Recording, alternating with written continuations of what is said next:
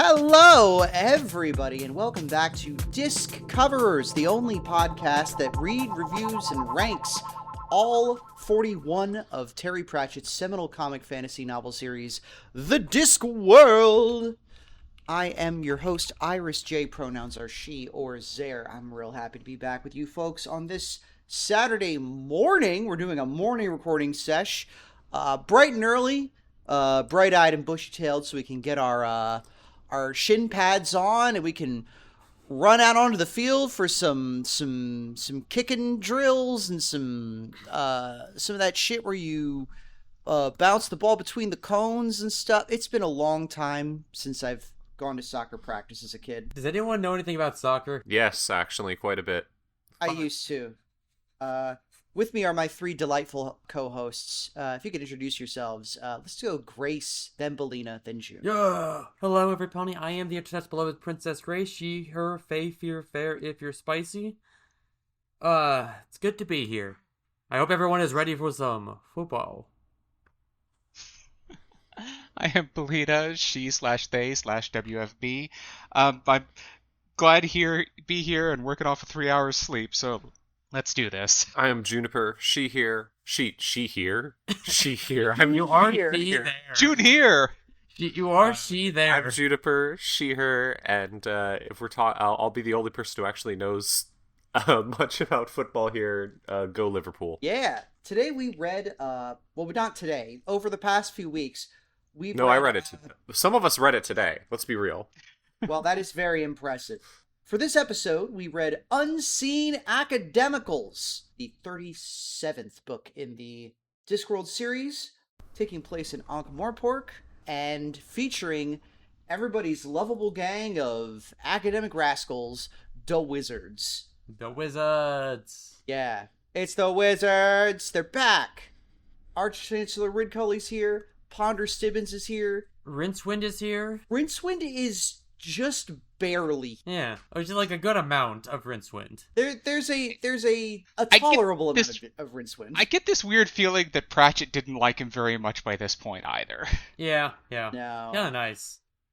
Yeah, it's probably good. Yeah, it's got that. Plus, we've got a quartet of characters in the lead roles, and it is once again one of Terry's favorite Discworld subplots, which is I found a new fantasy race and I'd like to show them all to you.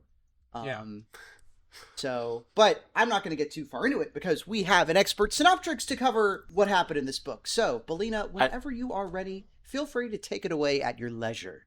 I'd also like to say before that, we're recording this more in the morning than usual, so if we're all a bit out of it, enjoy.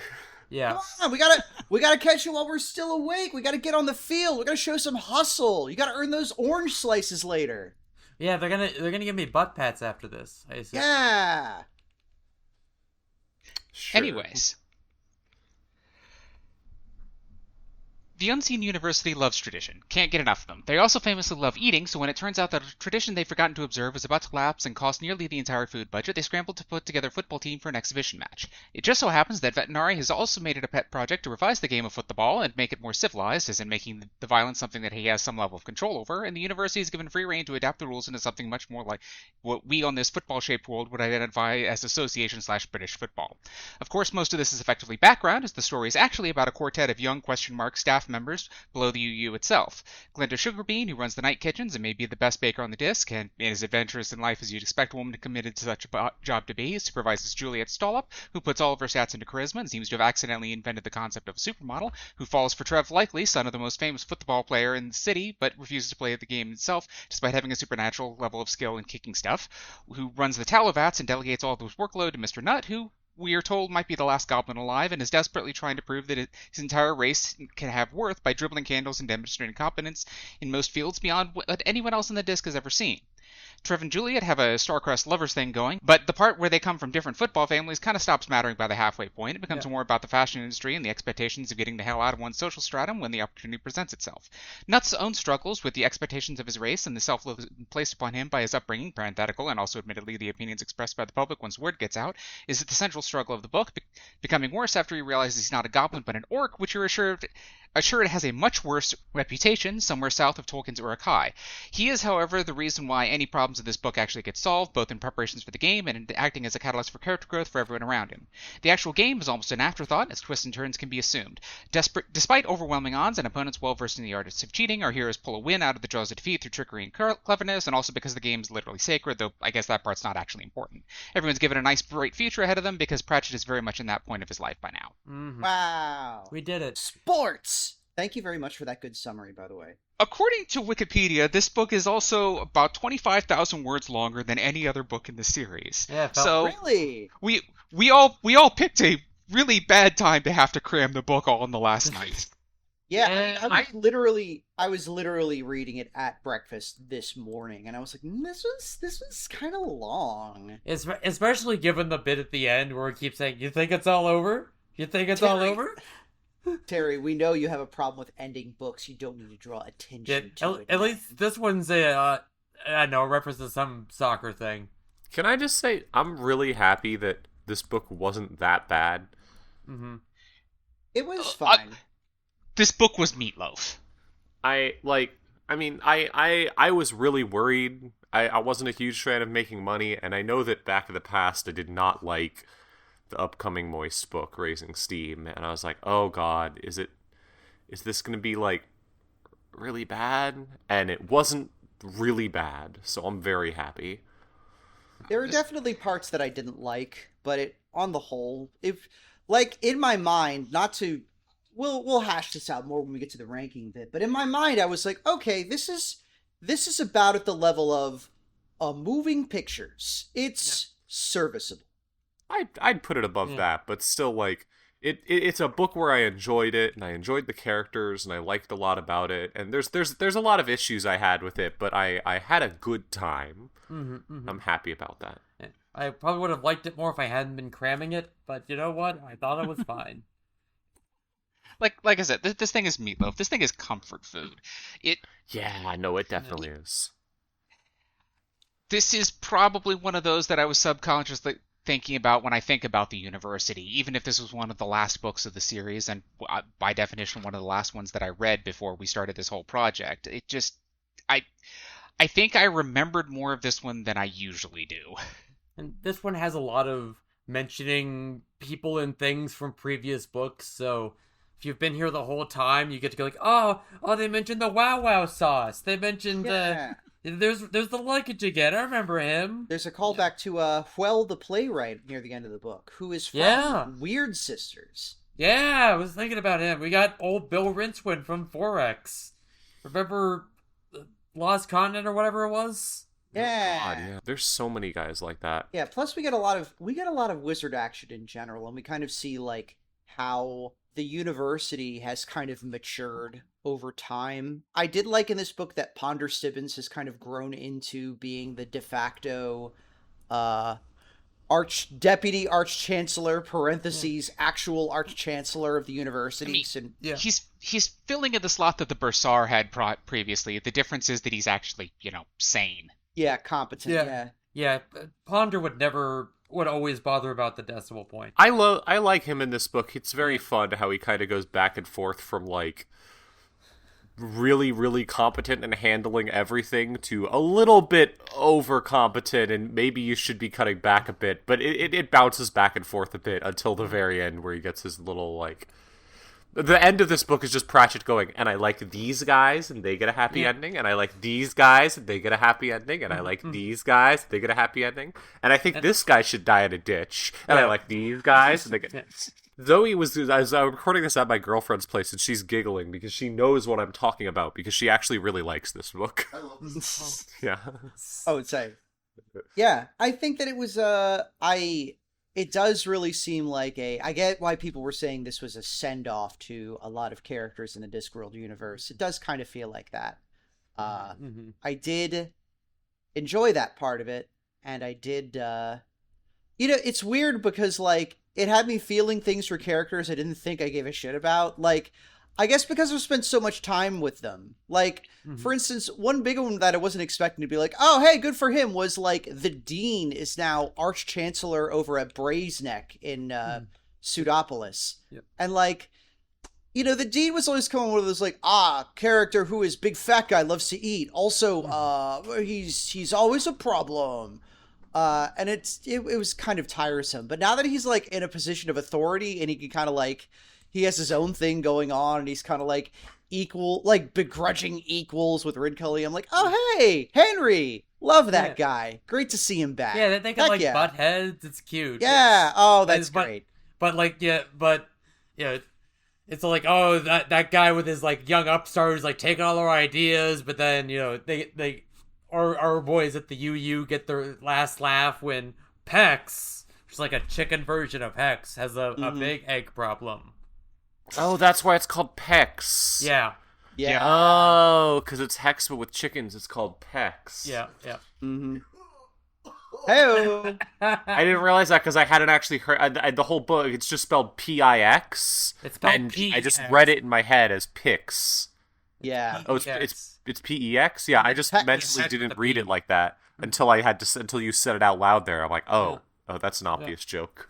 I will say, as a minor quibble, I was very disappointed that they're like, yes, we've wired Hex throughout the entire university, and basically you can give Hex commands anywhere just by voice, and Hex responds, but they use he/him pronouns for Hex, and that does not jive with our cute little anime girl idea of what Hex looks like. Yeah, give her a few years. She does, however, get like a cool mask that's her now, a face that they can talk to. So we do get to put like a cool porcelain mask on her. Yeah, I gotta say, it is doll coded. Yeah, that absolutely. is pretty good. That is pretty good, I will say. That was nice. So, not to dither too much about, what did y'all think of our main characters? Or arguably, I mean, I want to say our 4 main characters, but let's be real.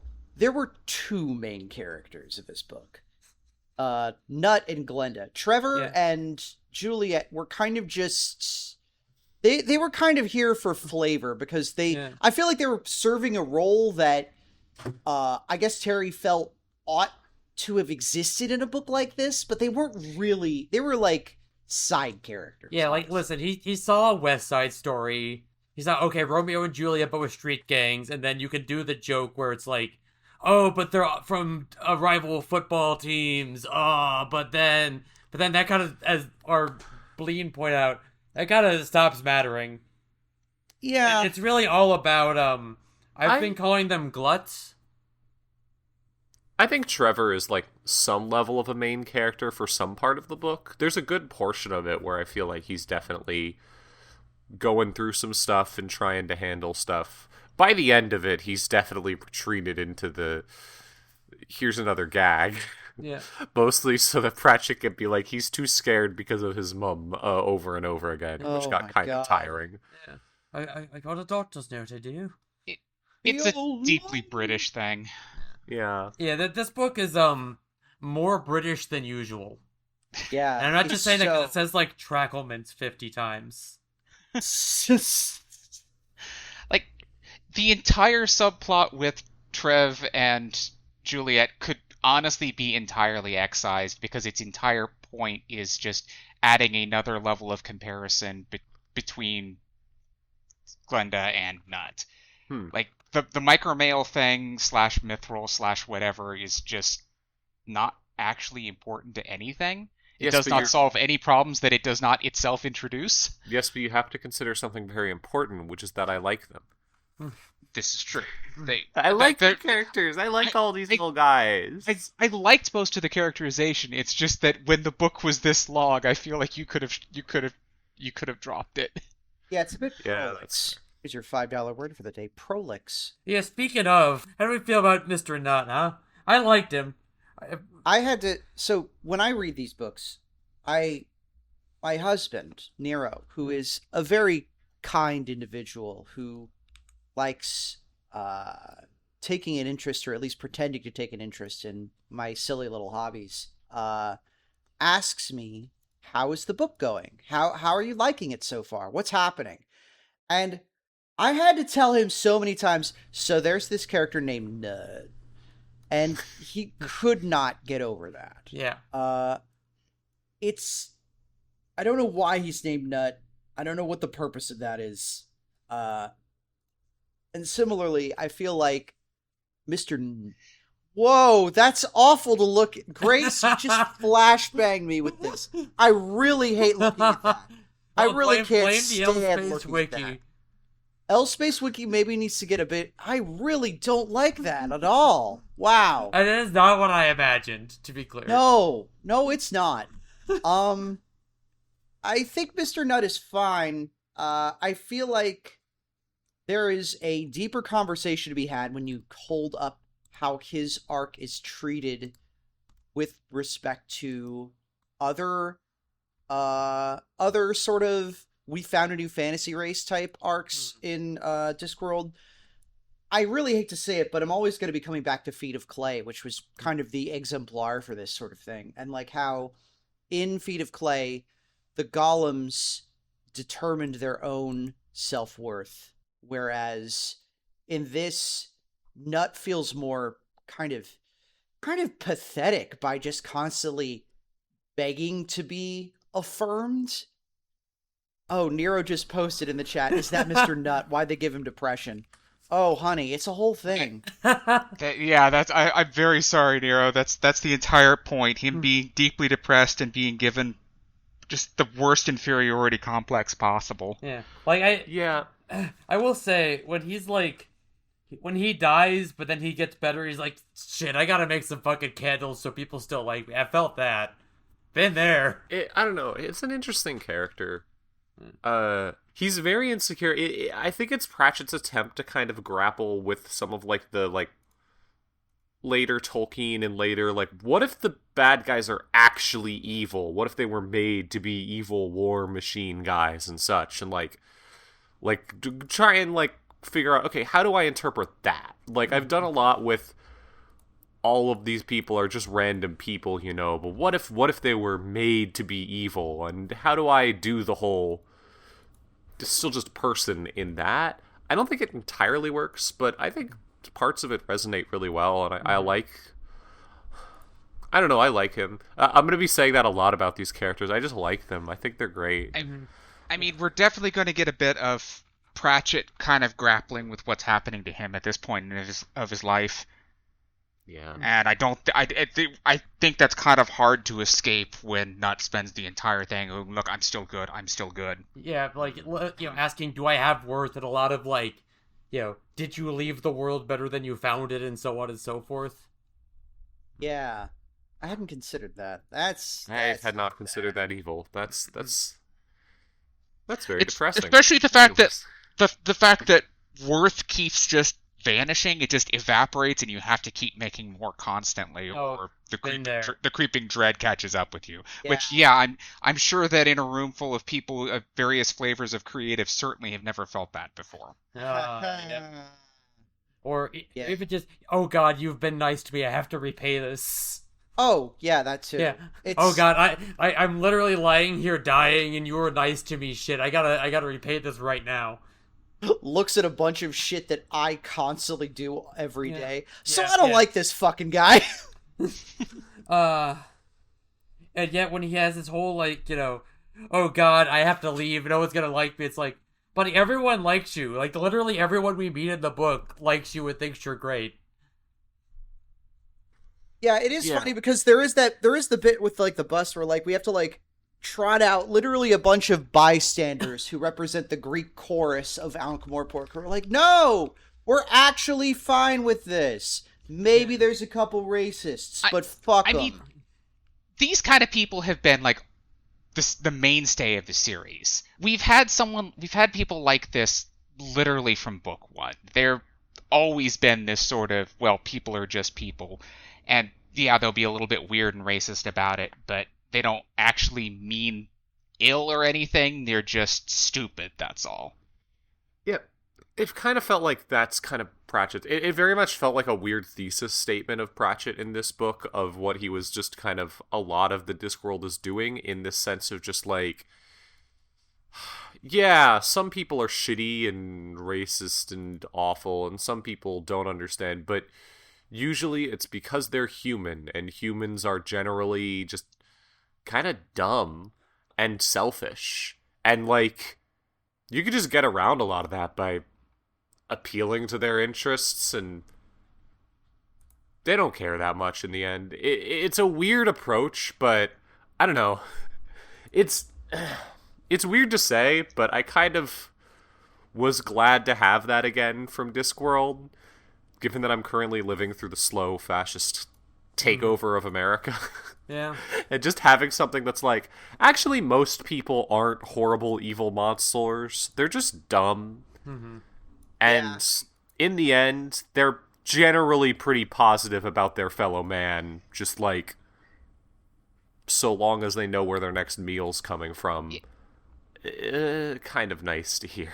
Yeah, Discworld is an optimistic series on the whole. It just doesn't always feel like it. Yeah, it is nice seeing Vetinari be like, no slaves in Ankh-Morpork. Vetinari in this book. Yeah, it's kind of a weird Vetinari, I'll say that. We get to have drunk Vetinari. Yeah. Which means it takes him like 50 seconds longer to solve the crossword. That, and also his gay little repartee with Drumknot is a little bit more blatant. Yeah. It's very funny. I don't know. I really liked gay. I really like just gay. Okay, Vetinari's already gay. I really like drunk Vetinari, where he's just like completely down to talk with people for a very long time and just like, hey, here's everything I'm thinking, enjoy it, but still like completely dead serious way that everyone's going, how are you not drunk? It's a fun bit. Yeah. Pretty good. Also, it has my favorite Vetinari quote, whether I agree with it or not, which is his quote about how, like, he believes the world is fundamentally evil on every level. Oh, yeah. And thus believes it is his duty to create a better world, and that's why he does what he does. It feels like that's really echoing with stuff in, I want to say it was Guards, or one of the early Watch books where it's Vimes of Vetinari. I think Vetinari was like in prison or something. He was talking about like, I had to essentially understand the fundamental evil of the universe before I could figure out how to fix things later.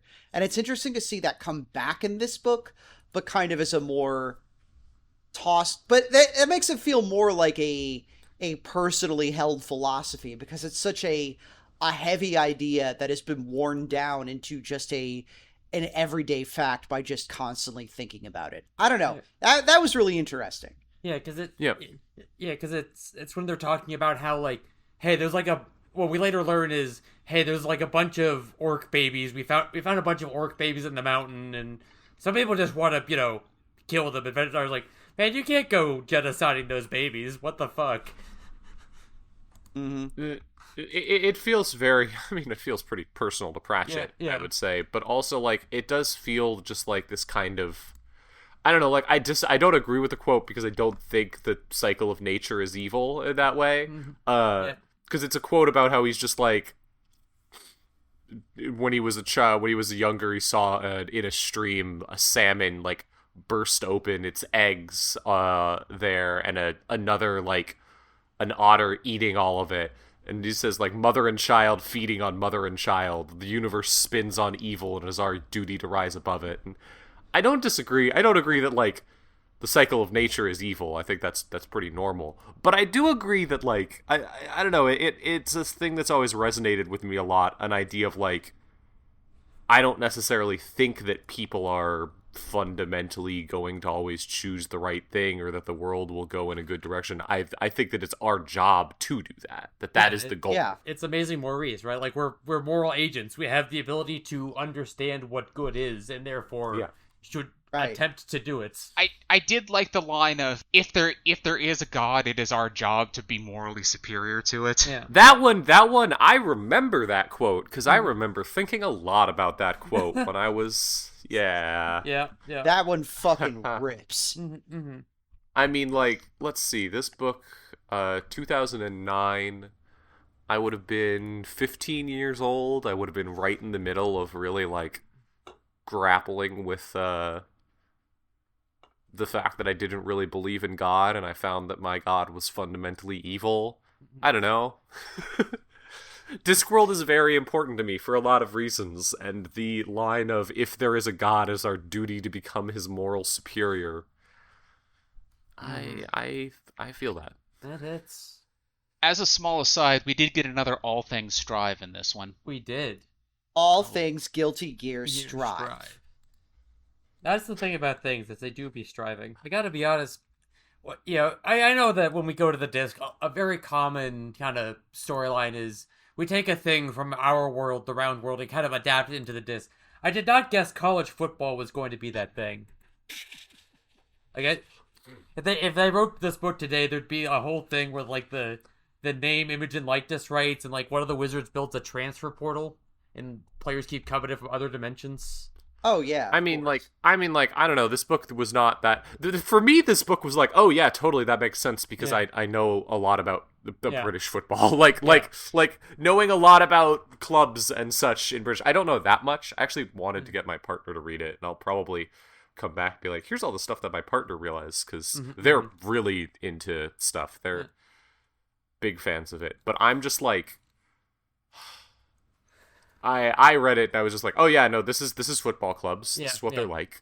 This is talking about hooligans. This is talking about like all of that stuff. This is Pratchett taking a fundamental British institution and going, let's do funny fantasy with it. Yeah, my sister's a big fan of Arsenal, so I really wonder what she would. Bad choice, but okay. Well, okay. You're just gonna nag my sister. I'm sure your sister's a wonderful and amazing person who is absolutely fantastic and has bad taste in football teams. Okay. I'm sorry, I couldn't resist. I don't know enough to do it. Well, now you get into football and you choose a team and then you do the same. That's how it works. That's how the book's about. Yeah. Well, You can go be in the show. I do get it. Like when you're in the crowd at a sporting event, everyone's like, ah! Like that hits. Like even if you don't care that much about what's going on, it fucking hits. But I already got my heart broken by Baseball. What if they shut soccer down in 2 years?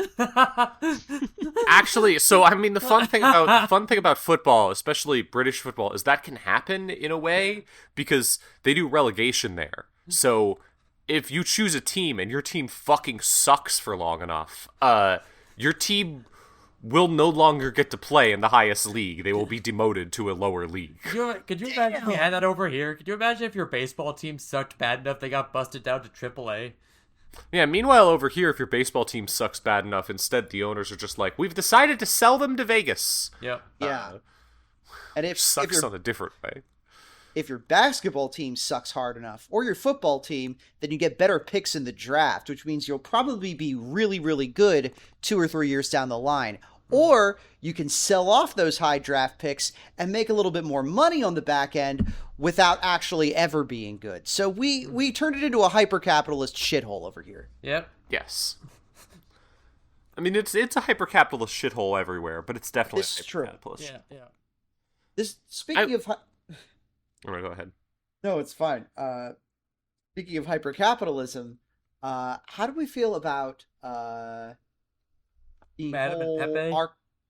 Yeah, I'm curious to hear what y'all think about them. I really liked them, for the record. Yeah, they were completely superfluous for this book, but I liked them. Yeah, this is the closest Pratchett ever really got to being like, this person is gay. They are queer.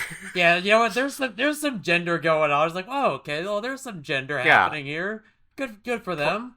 Pratchett is pretty openly like, Pepe is not straight or just kind of, they are queer as hell. Yeah. Deal with it. Yeah, he is kind of the sort of like, mincing, this is a guy from like Queer Eye type stereotype, but you know what? Yeah. It was 2006. That happened. It's not 2009. Sorry. I was gonna say, like, this is it. Like, Pepe is is gay in a very like British, like 20th century culture, like Bona Tivata type stereotype, like who's minding the store type stereotype. But that said, it's never, there's only a few jokes where I was like, that's a little sour, and most of the time he's regarded as cool and based. Yeah, and he's also, like, hey, check out this chainmail jockstrap that reflects that if anyone kicks you in the balls, it gets them right back. Don't ask how I invented this, okay? Yeah. Gay people can do anything. I don't normally enjoy when like the gag is that someone has this big, weird, exaggerated personality and they get way more down to earth the moment there isn't like the equivalent of a camera on them.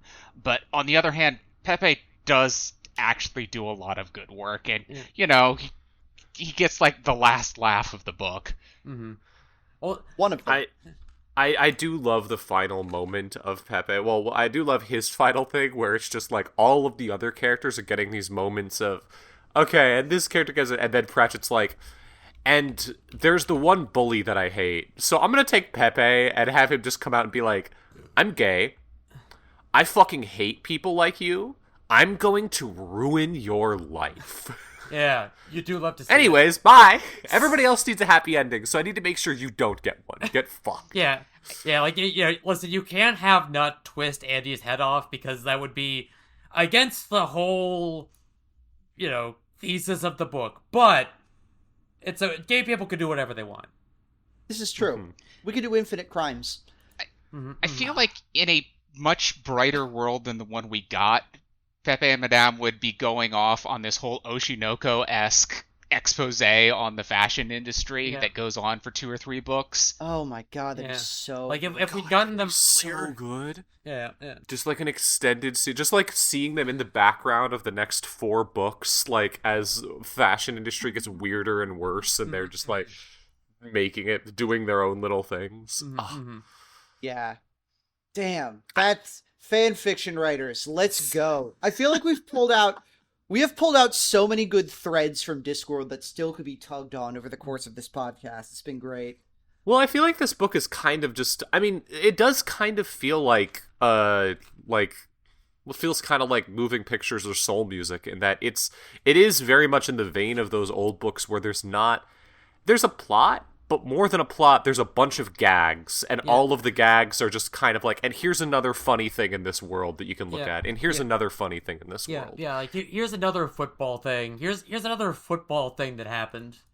Yeah, but also just like, here's the people at the university and they're all being weird. Here's the guys who do the candles at the university, and they have to make sure they dribble correctly, which I didn't get until halfway through the book that's definitely a pun because dribbling is a thing you do. Yeah. The bit with Dr. Hicks who put an X at the end of his name because it was cooler, And also he's the as the necromancer, he gets to be like an acceptable level of evil. I thought was like a funny bit where he gets to be like, I'm allowed to break the rules a little bit. You expect it. I have the skull ring. Just a little bit evil. I did like that we got a clearer picture of, like, we've been to Unseen University many times over the course of these books, but this is the first time, really, that we get an idea of how the university actually works beyond, well, there are the wizards, and they live there. We get like actual views into like the Undercroft and like the inner workings of the staff who are not the lead wizards. I thought that was that was one of my favorite parts of the book, was seeing how an establishment like this actually functions. Which brings us to our other main character, who I think was probably my favorite. I really liked Glenda. I think Glenda was You can tell she's Pratchett's favorite because she gets to do everything. Glenda's genuinely the thing that holds this book together.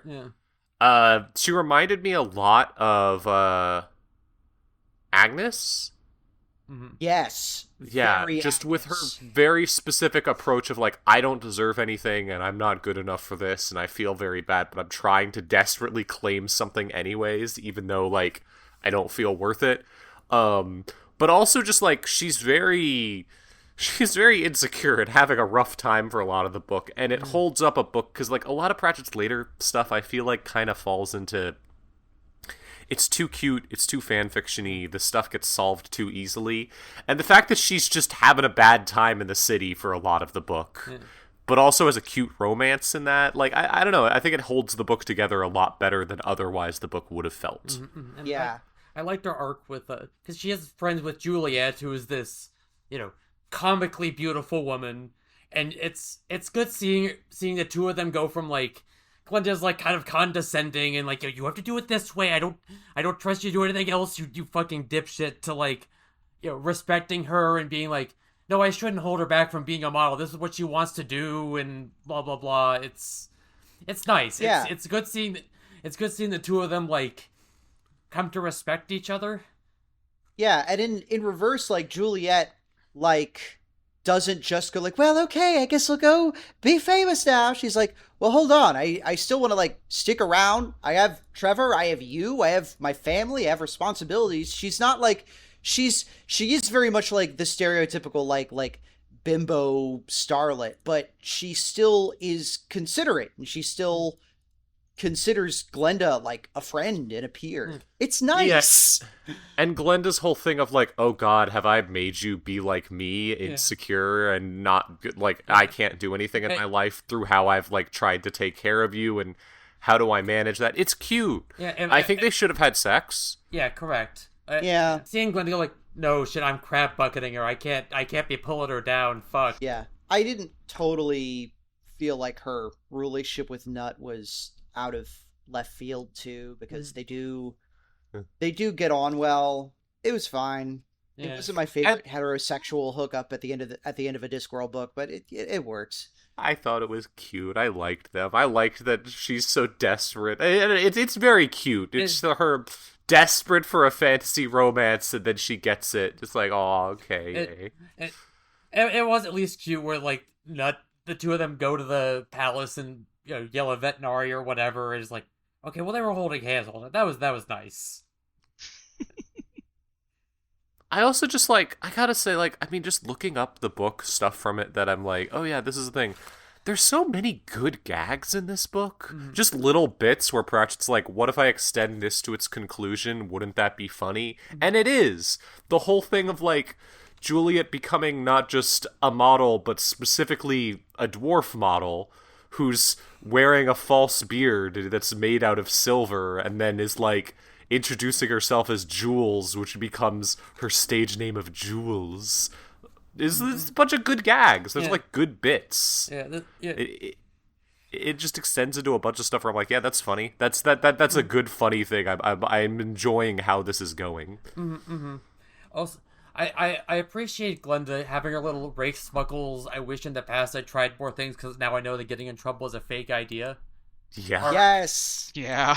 That was great. I also love that, like, I mean, it's the whole thing of her showing up to the patrician to try and argue with him while, like, he's drunk, and he's just like, oh, yeah, no, you're the best fucking baker in this city, or your mom was the best baker in this city. Yeah, sure, of course. Yeah, it's like, a maid. Why is a maid here?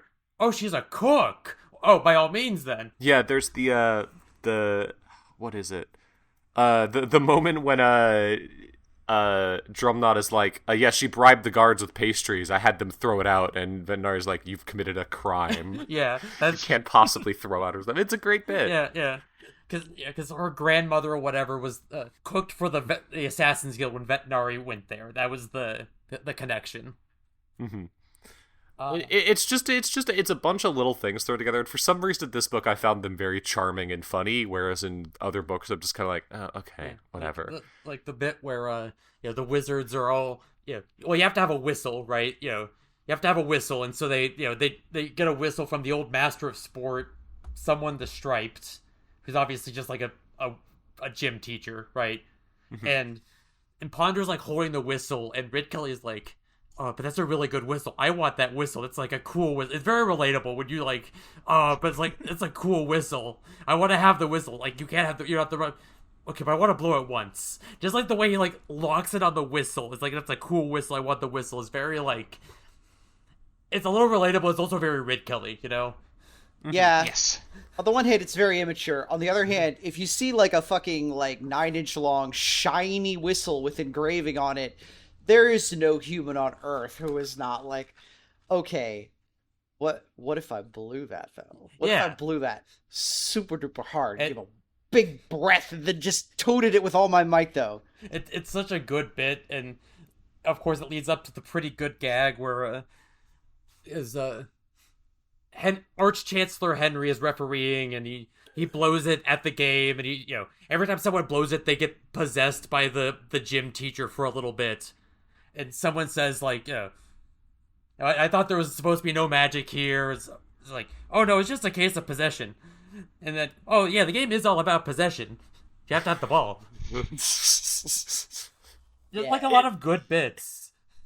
It's a combination of like the old school Discworld, here's a bunch of really dumb bits that are going to turn into puns and other things, and like modern Discworld, and I love all these guys and I want them to be okay and I want things to get better in this world. And it takes what could be a worse book and makes it just something that I actually really liked. Yeah, I feel like it's how a lot of Discworld fans, I would assume, remember the older books. Yeah, I can see that. Yeah.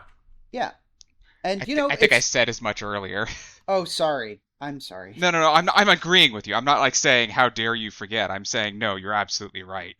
Yeah, but I agree with your point. It does feel like very much that. Also, they say the gamer a lot in this book. That is very funny. Which is another kind of retrospectively funny thing. I was looking for other gags that I liked in this. There was a late game footnote that I had under here as my favorite footnote, which was according to Fletcher's Avian Nausea Index, parrot sickness stands at number 5 in the Wishing Yourself Dead Index. The highest level of sickness is that suffered by the great comb-overed eagle, which can vomit over 3 countries at once, which I thought was pretty good. I think that the single best joke in the entire book was when Nut calls Glenda fecund, and when trying to say something nice about her, and she just snaps, yells at him, "Stay right fucking there," and then spends 2 pages running halfway across the university, going to the library, demanding a dictionary, looking the word up, going, "Oh," storming all the way back and going, "That was very nice, but please don't say that to another woman in your life." It was so good. It's great gag. Because part of the whole thing gets kicked off when somewhere in the museum they find an urn with some old-timey football players playing the game, and Glenda thinks to herself like, well, yeah, they can't be changing the game too much, but then they have an urn, and you can't be arguing with an urn. It's very good. I mean, honestly, my favorite gag in the book isn't actually that funny. It's just because it's also my favorite cameo, maybe in all of Discworld, which is finding out that the reason that Nut was freed and like able to do this is because Professor Oates got a cameo. Yeah. Or no, Father Oates. Sorry, but the church guy from Carpe Jugulum. Oh, there you He's go. still doing it. Yeah, he's still out there doing stuff. Yeah. He's still got his axe. He's named Forgiveness. He wants to give it to Nut. That's later in the book. Fuck. Yeah, later in the book, the Margalotta's like, yeah, he would like to pass you forgiveness. And Glenda is like, Nut doesn't need forgiveness. And Nut is like, no. Forgiveness is the name of his axe. Yeah. For him, the crusade against sin is very literal. Yeah. You have just created like a cooler version of The Witcher. Sorry. Yeah. Yes. Because it recontextualizes the whole bit where Nut says, "Oh yes, you broke my chains with kindness." Or he like I think he might say forgiveness or something. Like he broke them like this. Is like, oh no, he showed up and broke them. Yeah, after Nut had just kind of because there's the very good bit where he's like, yeah, they chained me to an anvil, so I just kept lifting things until I was strong, until eventually I could lift the anvil. Well, why was that? Well, I was chained to the anvil. So, just kind of walked off. It's good. I love the fact that he's here, and I love the fact that he just gets a moment to show up as this image of, like, the priest out in Uberwald with a giant axe that's going and helping people who are in need. It's a good image, and I want to play that video game more than I want to play another Discworld video game. It's cool. He's so cool. Yep. We also get they're talking about is Ventnor like a vampire or something, because he's drinking beer at the fucking football thing, and he's like, but he doesn't I haven't even seen him drink wine. Do you mean he doesn't drink wine? Do you mean he doesn't drink wine, or he doesn't drink ... vine? So dumb. Yeah, later they pay that off by when Lady Margalotta is visiting Vetinari. He's like they're It's after Glenda like storms out of the room. He's like, would you like more wine? It's so good. Yeah. I also, if we're There's- talking about bit appearances, I thought it was interesting in this book that we don't even get to learn about it because this is not a watch book, but another race that gets introduced in this book are the Medusas, not the Gorgons Yeah. for whatever reason. The Call- Medusas. Yeah, It's I- like Calling them the race Medusas of is- Draculas. Yeah, it's pretty funny. It's But- fucking awesome. We have a Medusa in the watch now. If she doesn't wear shades, she turns people to stone. But it's chill. They can cure that. I am a monster fucker lesbian and need to know everything about her. I'm really sorry, y'all. Yeah, like good taste. No, you're right. I also love. Apparently, the precedent is if an Igor had to bring you back, it still counts as murder. That's good. That's a good bit. Like even if you're only dead for a few seconds, it's okay. We'll only hang you for a few seconds. There were a lot of bits in this book that made me groan, but also laugh at them. Yeah. Like the whole thing of Nut having like stuff that he has to confront in his head and not knowing like how to do it, and then being like, "Well, you could like try and psychoanalyze yourself. You're good at that." Him being like, "I could try and hypnotize myself. Okay, I'll do it." And he immediately starts doing like parody of German Freud, doctor talking to himself in an accent It works better while he's hypnotized. It works better if you do it in the Uberwelt accent.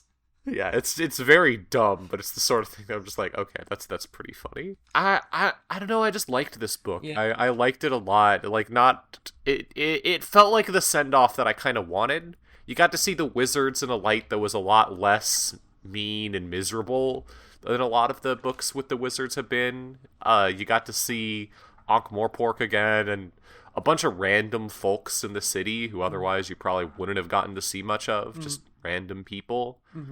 You get to see a vision of the future that has some beautiful stuff in it. It was what I was kind of hoping for from near the end of Discworld. Yeah, it got me tearing up a little bit at the end where it starts talking about, I don't know, all living together in peace and harmony and shit, and being as good as we can. Got me tearing up a little bit. I will say that said, sorry if this is me being negative Nancy, Yeah, no, we got to talk about but I won't pretend that I'm like a huge soccer head or anything, but as a fan of sports anime, the coverage of the actual game in this book pretty anemic, honestly. Yeah, a little hard. Oh yeah. We could have spent more time with the actual sports. You could tell Terry was not that interested in writing about the actual sports. No. Now, he I will be honest, I actually kind of liked the fact that it just dropped into sports commentary mode for the simple fact that the book would have been another 30,000 words longer if he hadn't. It is. This is fair. From a craft perspective, it's at least funny to see because a lot of the action is presented as William DeWord doing his best to give play-by-play, despite the fact he's, I think, never seen a football game before. And he very rapidly gets into the spirit of it. Yeah. Yeah, it's pretty. I don't know. I wish it knew more about sports. I wish it knew more about the sport in general and was more interested in like. It's not telling a sports narrative. Pratchett is more interested in doing a parody of Romeo and Juliet and also Cyrano de Bergerac and also any other play that he can think of at once than he is All of in which he talking about forgets actual by sport. 2/3 of the way in. Yeah. They should write this book again, but make it about sabermetrics. Yes. I agree. They could call it Making Moneyball.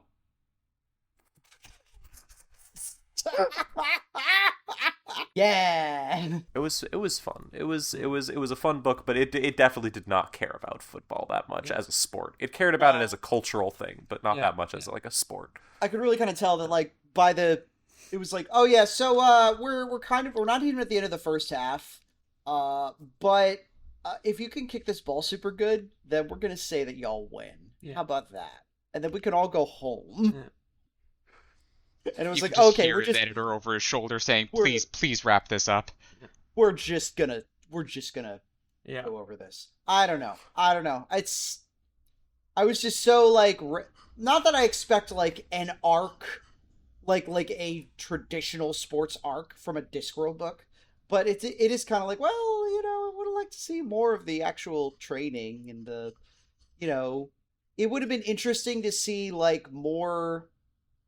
I just wish there was more sports in it. That sucks, but I do wish there was a little more sports in it. No, I'm honestly with you. I wish it had done a little bit more at least. The book doesn't really settle on anything for too long. Mm-hmm. It's too busy bouncing around. Yeah. Which once again, fun and enjoyable, and oh wow, I get to see all these guys again, but not great for like. It's not compelling in the way the best Discworld books are. Yeah. Stanley got his own stamp magazine, but it's good for him. Yeah, fun but hard to like. That being said, I will say, after talking over this with Zoe, my partner, I am adding this to list of Discworld books where I think all of the main characters should have just made a polycule. Yeah, correct. Yeah. No. Yeah. Yep. For sure. They all should have fucked, and it would have been great. That's my should have banged it out. Yes. Just saying. I think there's a lot of. I think that Nut and Trevor would have been a cute couple. Yeah. And I think that they all should have gotten together, and it would have been good. Yeah. Correct. I'm trying to think of other stuff. We definitely can't do a what's the most British thing in this book. Yeah, I was about to say it's all like that. It's the whole book. It's okay. Can we talk about Bledlow Nobbs, who for most of the book has a parentheses no relation after his name because he's not at all related to Nobby? Yeah, that was weird. I think probably the most British thing was the thing. Like Grace was diving into L space for this. Yeah. You mentioned Ridcully swayed backwards like a man subjected to an attack by a hitherto comatose sheep, which is a reference to an event in the UK House of Commons in June 1978, where the Labour Chancellor of the Exchequer was Dennis Healey. He described being attacked in June 1978 by mild-mannered Conservative Shadow Chancellor Geoffrey Howe as like being savaged by a dead sheep. That's a British reference in a book full of British references. There's a lot of shit on the L Space annotation where it's like, oh yeah, this is a reference to like one specific World Cup match in Utteen Dickety 2 when Splort Meatball really razzed up the splink. So maybe there was a lot of football in this game and I just didn't realize. This is like every time I listen to a Los Campesinos album where actually there's a ton of footballer lore that is just whizzing over me. Yeah, like the phrase, who ate all the pies is like a famous soccer chant. Great. Yeah, would have never... There was so much in this book that was definitely just, we didn't get it because we aren't British enough. Correct. And we are deep into football culture, but like... Yeah, that's not the book's fault. Yeah, that's our fault. Yeah. If you read this book and you were like, wow, I can't believe that they didn't realize that this was all a reference to that one time, please go ahead. Yeah. And hit us. Yeah. When is somebody going to make a book about American culture? Stuff is never about us. Yeah, like if this book was about baseball, I'd be all over it, but you know. Oh, yeah. It'd be a very different book because baseball, like, there isn't... There isn't really an equivalent for football clubs and football hooligans here. Yeah. They're just on a sporting level. It's not the same. Yeah, it has a very different flavor and a very different way in which it is deeply entwined with our culture. It is not equivalent. Mm-hmm. I feel like honestly, if Pratchett had made a book about. If Pratchett started trying to make a book about baseball, it would probably... This is just, I'm saying, I feel like it would probably try and do, like... The first, like, lots of fantasy races on a baseball team, and I would have find it very uncomfortable. Sir Terry, I don't think you would do a good baseball episode, I'm sorry. I think he could, but I don't know. That said, I am enjoying the mental image of like fucking the one fucking like meme of like, but it's like detritus like at bat thinking like, get a load of this, you gawking freaks, and then everyone in the audience is like, I forgive you. I've never been happier than this moment. Everything is perfect now. I was sitting here thinking, like, the only way you could get away with a baseball episode would be, like, in the middle of a watch book specifically. Yeah, I could see that. Yeah. Oh, that would be great. It's like something about like we've invented a sport in our off time where we use the truncheons to knock a ball around or something. Please, if you know of the image, the guy hitting it out of the field with it all saying like, "Is this what's been missing? Do you think he loves us? We don't deserve this. We are nothing." Yeah, Don't worry. If you know that image, please redraw it with detritus because he deserves it. Thank you. I'm gonna be setting that as the episode image specifically to piss off all of our British listeners.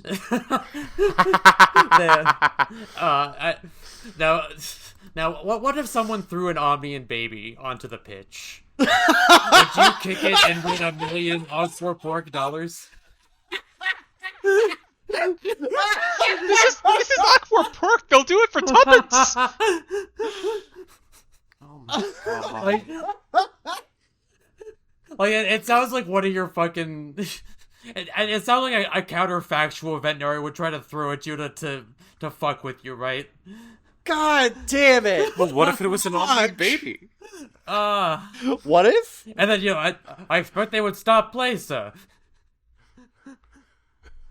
Right. Jesus Christ.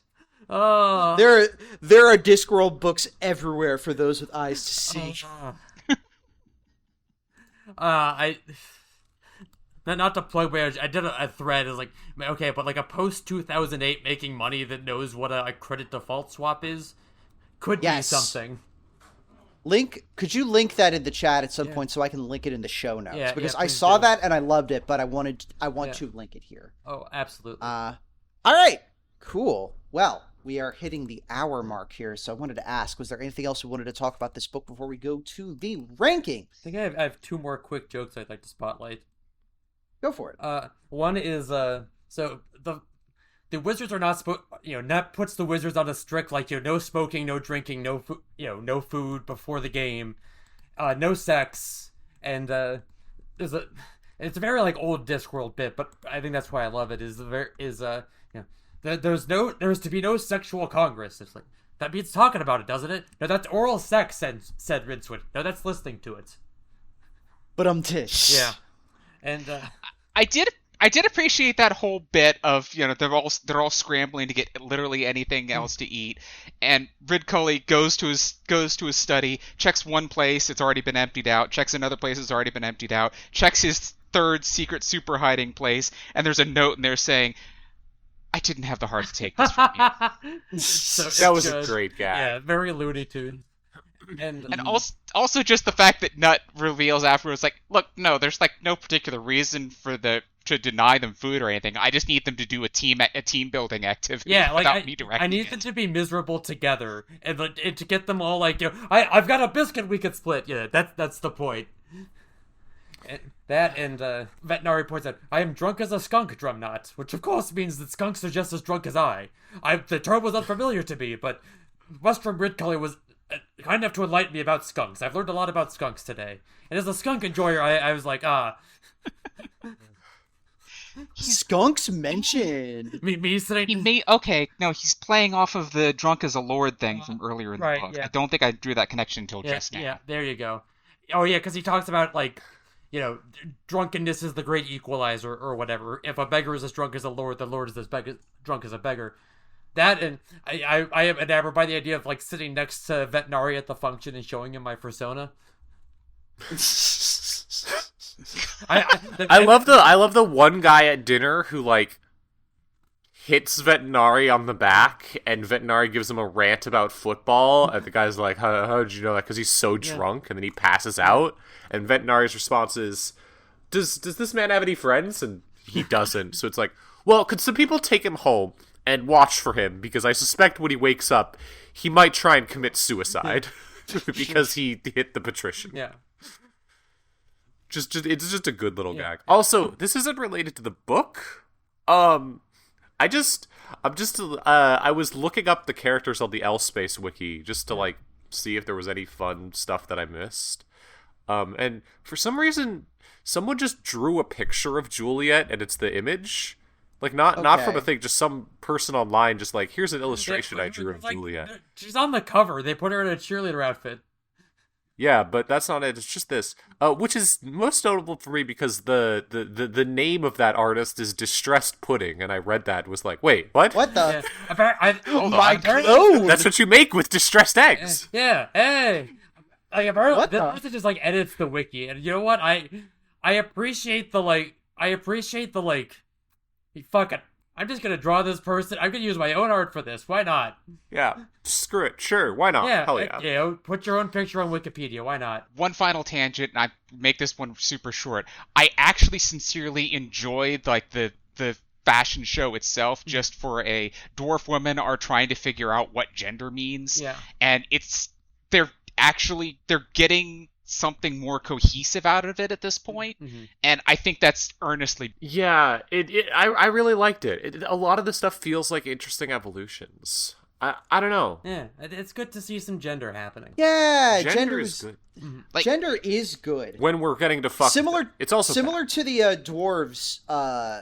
Glenda runs a side like Mary Kay business in her downtime with trolls who are looking for like shoes and like makeup and stuff now too, which is nice. I mean, it's not nice because they're being forced into a gender hegemony that they didn't decide on, and that is antithetical to their own lived experience. But also, you know, they're participating in society, so it's kind of a good and a bad thing. Yeah. Well, I don't know. Glenda has had the right point of like, okay, we're selling them dresses, but they're just like human dresses scaled up.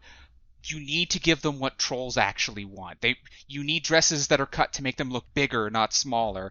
And like, okay, I wish this had come from a troll's mouth instead, but again, just starting to find an identity is going on in the city, and I think that's actually very beautiful. Yeah, it feels, I mean, once again, like, this is one of a number of things that are, like, plot threads that just kind of get dropped, which is rough, especially, like, knowing how much Pratchett was, like, struggling with Alzheimer's at this point in his life, but also, like, I feel like, whereas that's more of an issue in some of the other books, here it just kind of... The book is already such a mishmash of ideas, and the characters are charming, so for me it worked. Yeah. It worked to just kind of be like, okay, well, that got dropped, but it was fun to see a peek at what that part of the Discworld looks like. It was fun to see that little peek. All right, let's talk about... It's time to consider where we're going to put this sucker. I will say, I think it is better than the last book we ranked, Making Money. Yeah, we can all agree on that. I definitely honestly, agree with that. I would put it at spot 15. Huh. Okay. I liked it more than I liked Wintersmith, but I did not like it as much as I liked Thief of Time. You know what? I think I actually like that a lot because, like, it has more good bits, it has more fun stuff than most of the books below there, but also, like, Thief of Time is a point where I go... This book really hit on something in a way that I'm very thoughtful about, and I would say this book doesn't hit on anything quite as much as that. I think Thief of Time is... You could make an argument that it is the worst of the best books of Discworld, but it still has that's enough... just it. Like, that is the borderline. Something has to be special to beat Thief of Time, and I'm going to be very mean here. I don't think we're going to rank anything higher than Thief of Time for the rest of the series. No.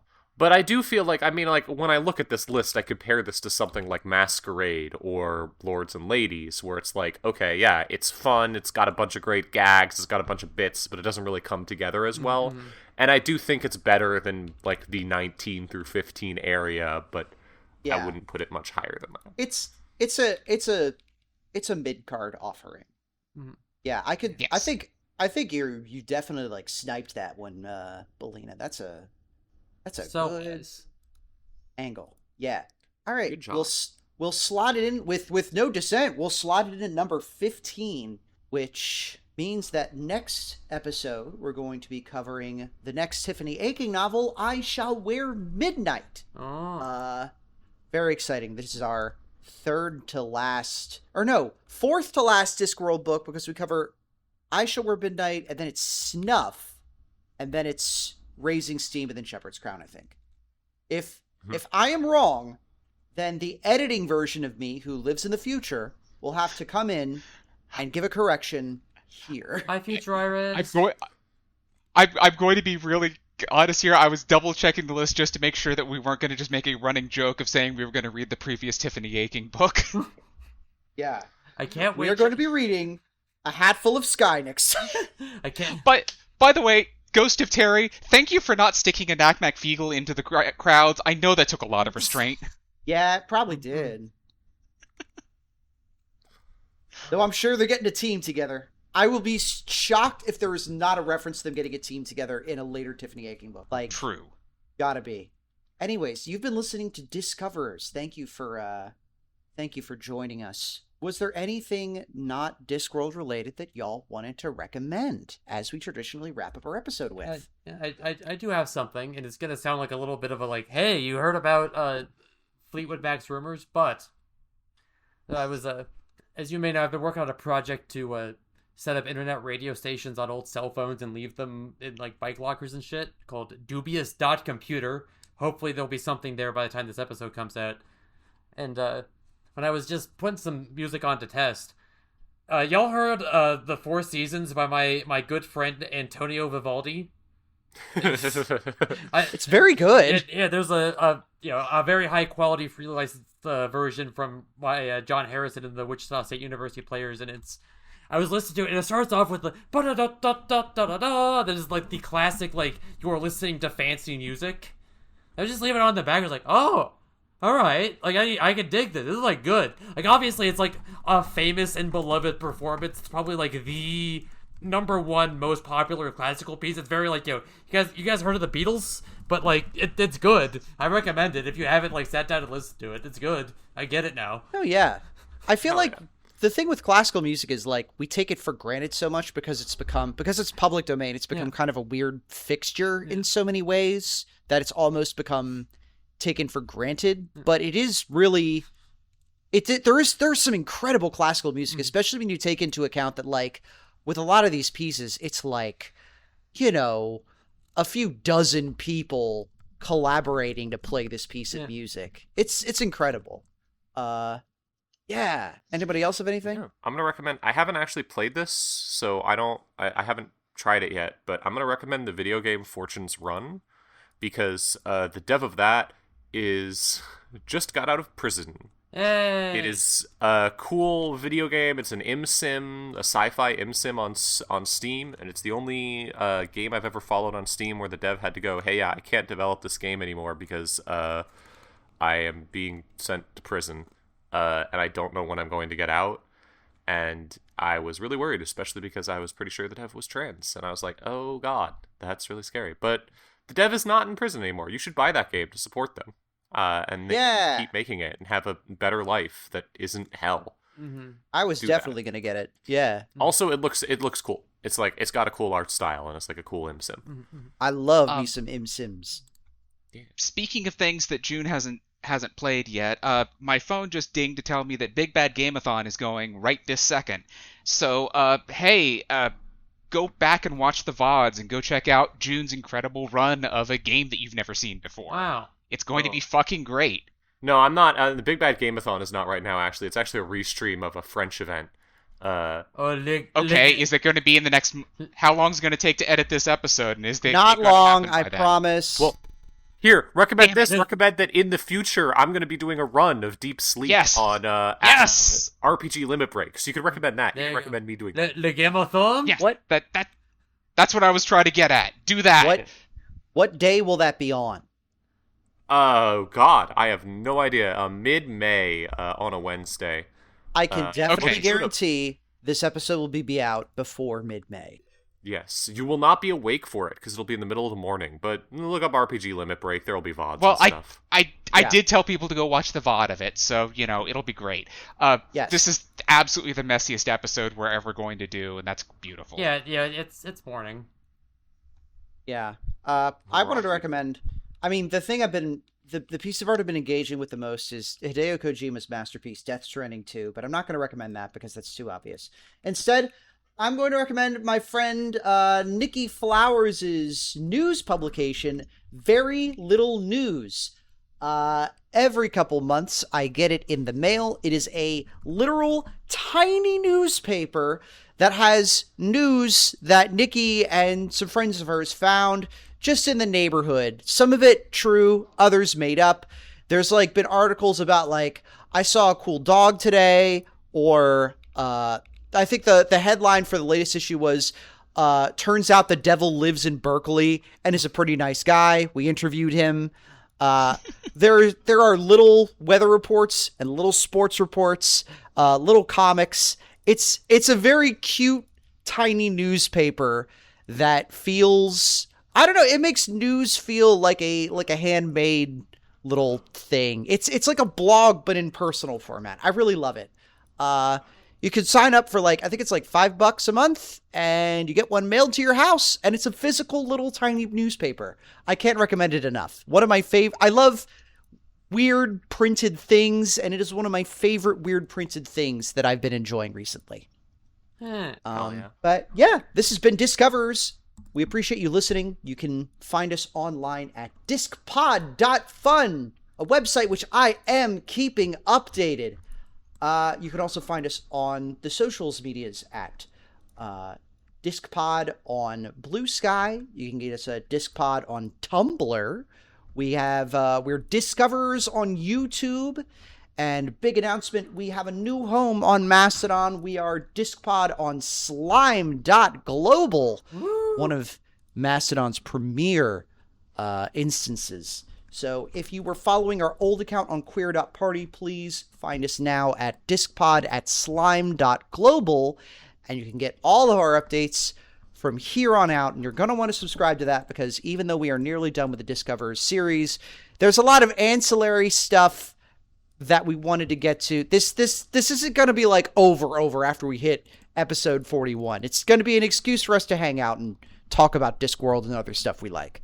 So, yeah. I absolutely spent most of this book wishing I had time to go play the mud again. Oh yeah, Unsurprising. A book entirely about the Unseen University makes me want to go play my horrible wizard woman again. There's a good woman. I gotta try out. I need you to do so you can check how many things there are from this book in the mud. I don't need to do that because I've already done that. That's been like the many years of playing this game, remember? Yeah, but do it again and go see it all, and then be like, Jude, look what I found, and I can be happy. I will.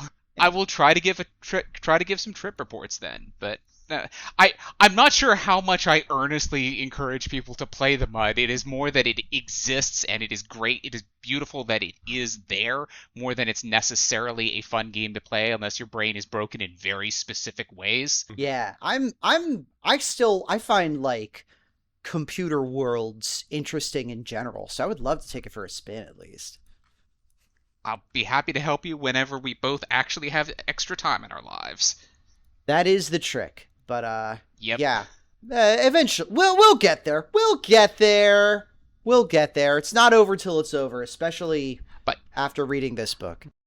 Anyways, I'm Iris J. Pronouns she's there. She's there. I'm running out of gas a little bit because the cup of coffee I had this morning is wearing off. You can find me online at irisj.net, patreon.com/irisj. You can sign up and support me making weird comics for freaks. Please do that. Good comics. Yeah, stuff coming up. I will be probably, by the time this is going out, it won't be open yet, but it'll be open soon. The next round of the Sickos Selection is going to be going live on itch.io, which is a big bundle of erotica, illustrations, fiction, and comics put up by a all-star band of creators, including myself. I'm going to be compiling the fake original character tournament that I did last year. That was all my own characters fighting against each other with sex. It's going to be a fun time, and there's going to be a lot of other really, really great work in there by other creators as well. So get excited for that. Yeah. Hi, I'm going to go out of turn. I'm Belina. I'm still she/they/WFB. I'm easiest to find in the show notes. And that's all I'm going to say at this point, because I already jammed a plug at June, and I'm going to call that good enough for now. Yeah. I'm going to go teach Netrunner to people at SakuraCon, because that's what I'm doing this weekend, and I'm very tired, and it's going to be a lot. Aw. Sleep. You got this, Wish June. me I believe luck. in you. Thank you. Good. Gambate. Take a nap. So smart and powerful. So wise. Yay. Goodbye, y'all. I have been the internet's beloved Princess Grace. You can find my writing, programs, podcast posts, and everything else that's fit to plug at princess.software. Hopefully I have something to show a dubious.computer to when this shows up. I'm so excited. Yeah. Till next time, they surely were the unseen Academicals. Please be good to each other and have a good rest of your day or possibly evening, no matter where you are. Follow your dreams. Gambate. Yeah. Bye. Bye.